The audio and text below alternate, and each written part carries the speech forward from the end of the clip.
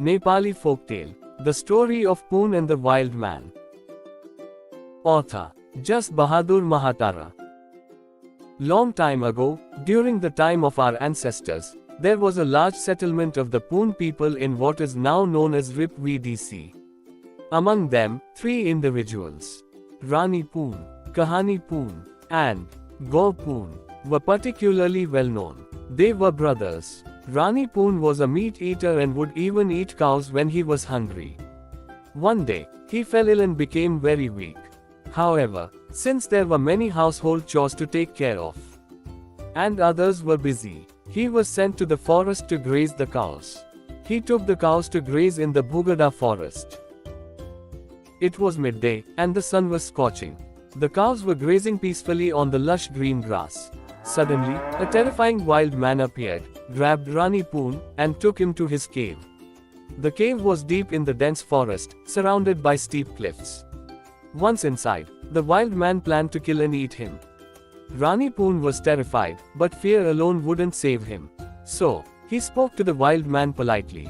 "Alright, I will be your food, but right now, I am too skinny. My body is nothing but skin and bones. If you eat me now, you won't get the tasty human meat you desire. You know that I cannot escape from such a dangerous cliff. So, why don't you keep me here for a few days, let me fatten up, and then you can enjoy my meat as much as you like." The wild man found Rani Poon's words reasonable since he couldn't escape. Greedy for the taste of a well-fed human, the wild man agreed. He mentioned that he liked animals with thick fur and asked Rani Poon to find such prey. The wild man would then bring similar animals for him.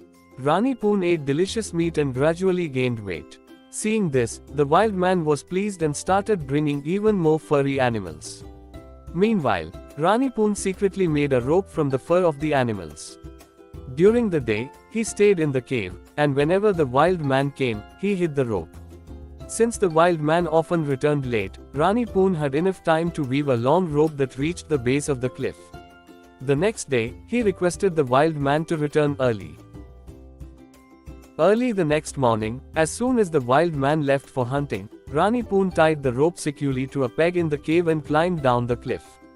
Just as he reached the ground, the wild man returned and saw him escaping. Furious, the wild man quickly grabbed the rope and began descending after him. Sensing danger, Rani Poon released a village dog. The dog started barking loudly, and soon, other dogs in the village joined in.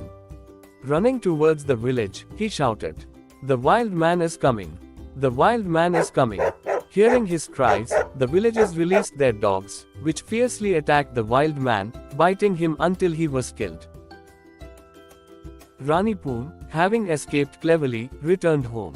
However, since he had been gone for a long time, his family assumed he was dead and had already performed his death rituals, including final rites and offerings. When he tried to rejoin his family, they refused to accept him, saying he was already declared dead. Even when he asked for his eating plate, they told him it had already been donated to the priest. Heartbroken by his family's rejection, Rani Poon collapsed from grief and died on the spot. Only then did his family regret their actions, but it was too late, there was nothing they could do.